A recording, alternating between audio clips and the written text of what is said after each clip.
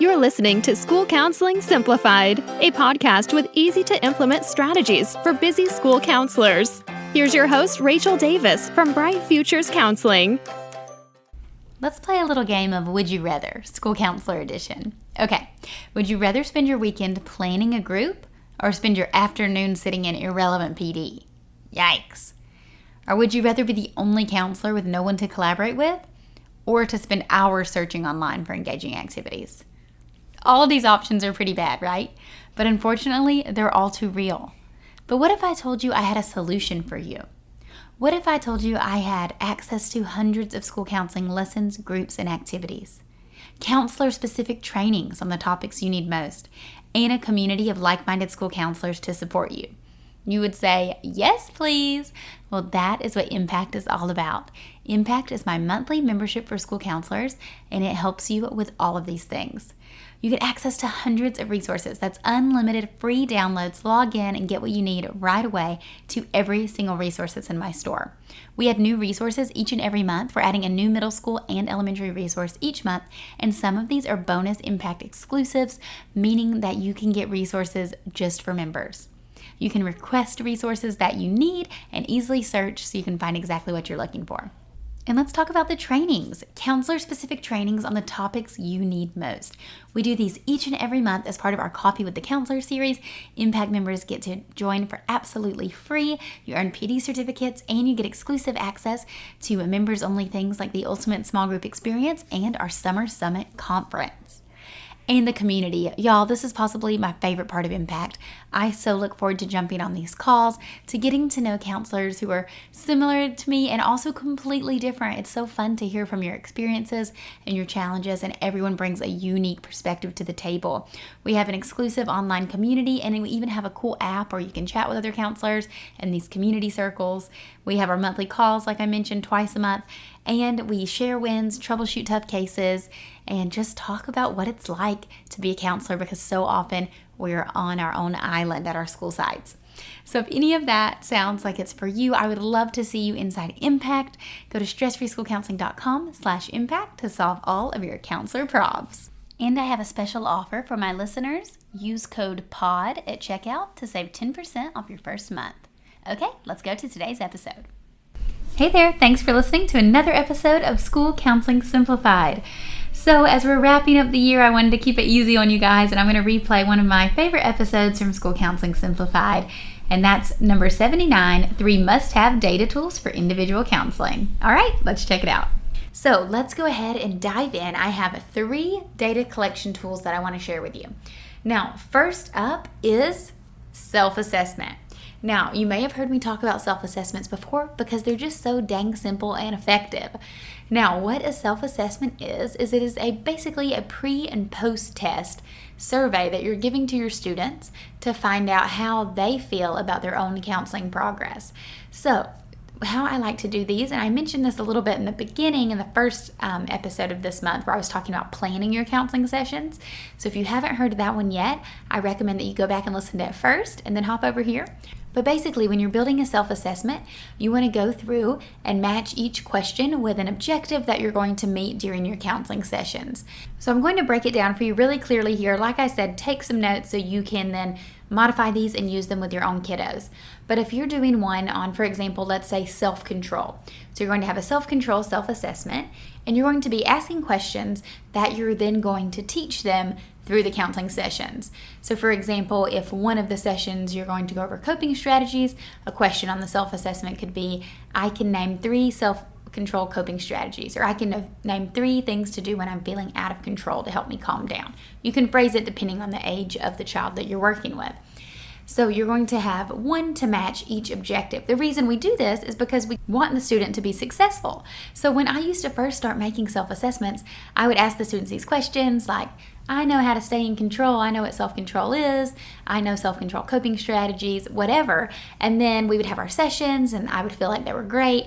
And then I'd send the self-assessment again at the end and the kids wouldn't know anything. And I'm like, wait a minute. But it's because I wasn't intentionally writing them to go in conjunction with my objectives. So you want to make sure what's covered in that self-assessment will be taught to the child. That way, afterwards, you can make sure, you can measure their progress. You can see, hey, I taught this to them. So did they learn it? Are they using it? Or are they still kind of confused on what this is?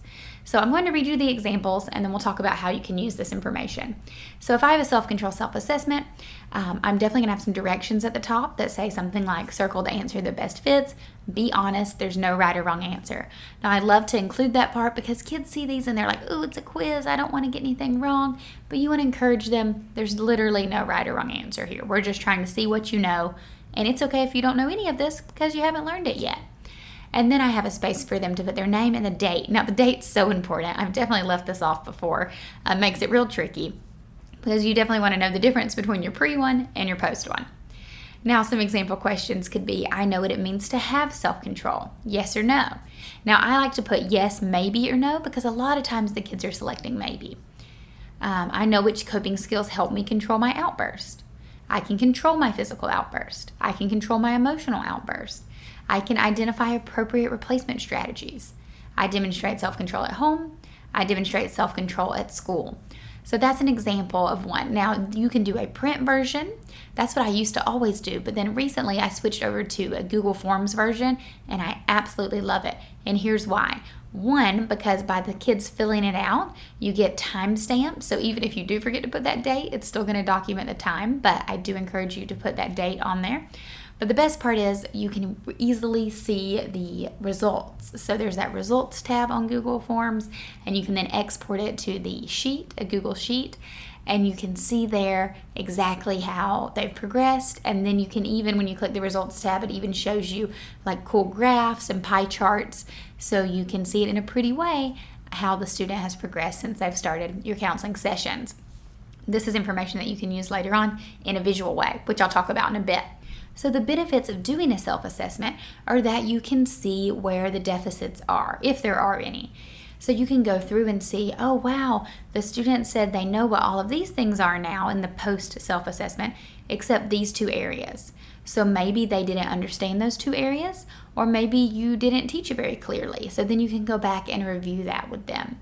If you're still getting a lot of no's on the post self-assessment and you're confident that you presented the material in a way that was easy to understand for the child, maybe they need to have continued services. So this is where you can use the results to assess how they need to move through the tiers. So if you're seeing them individually, do they need a little less support? Maybe they can benefit from a group because they still need something, but not quite that individualized attention. Or maybe they've progressed so much you think they're ready just to go back to that general tier 1 class lesson setting. Or perhaps they're not showing any progress and maybe you're not the right fit. Maybe you need some more support. So maybe you could recommend them to outside services, meet with parents and teachers and see what the best next steps are. So that's how you can use a self-assessment to best support your students. Okay, so for the second one I have, it is a student rating scale. So these are really cool because a self-assessment you're using twice. You're using it at the beginning of services and at the end of services. So you're getting like a complete understanding of everything that you covered during that time, what they understand. And this is more of like an objective form. So you're not really asking the student how they're feeling, you're asking them what they understand from what you learned objectively. So can you name these coping strategies? Can you name people in your support system? Things like that. Now, a student rating scale is a really cool way to find out how the student's feeling day to day. So you can do these a few different ways depending on topic. An easy way to do it is just to have a scale of 1 to 10 and the kids can color in where they're at on the scale of 1 to 10. But you can make these creative and pretty. So for example, I like to use like big block font so the kids can color in the actual numbers. Or if it's like growth mindset, you could do a tree and they can color up to the point on the tree. If it's grief, I like to use like a roller coaster analogy because grief changes every day. So you could use ups and downs, have them draw the points and then connect them using a ruler. So there's a lot of different ways you can get creative on this. But the one I'm going to use for an example today is again for self-control, and it's using the numbers. So you're just going to have the student's name, again the date, but this time you're going to have the date for each session. So they will be completing this rating scale at the start of every session. So whereas the self-assessment is just twice, this is going to be at the beginning of every session. So they can do feelings check first and then this, or vice versa, however you want to do it. But they're going to come in, write the date, and then color in on the scale of 1 to 10 how they're feeling. So I do want to encourage you to use directions that say something like this. color in the number that best describes your self-control today. Be honest, there's no right or wrong answer. Or that best describes your anger level today, or your grief today, or your self-esteem today. You can use this with anything. So maybe they're saying, ooh, I feel really in control today. I've made great choices. I'm going to be a 9. But then maybe the next session, they're a 2. Now, it's really cool. Again, encourage them, no right or wrong answer, but you can reflect together and see, hey, what changed? What's going on this week? I noticed you've been, over 5 all week, but then you were a level 2. You felt like you didn't have strong self-control. What's going on? Or maybe, oh, your anger seems to be pretty low, this last month, but then this one week it was really high. Was something going on? So again, it's just another way to dig deeper, because the thing we don't want to do in individual sessions is just sit down with nothing and say, so how's it going? Because that's not really going to get you far. That's basically like the dinner table talk where the parents ask the students, what did you do at school today? And then they don't say anything, right? So they need that coaxing, they need that encouragement. So it's important to say, to notice these trends with them, and it helps them self-reflect too, right? They're like, oh, you're right, that is kind of weird. Well, this did happen. And then you can work on it together. So I love a good student rating scale. So you would do these at the beginning of every session. Now, the last data tool I have to recommend to you is a little different, because this one's not for the students themselves. It is for parents and teachers. And this is, I call them behavior progress monitoring forms or behavior surveys.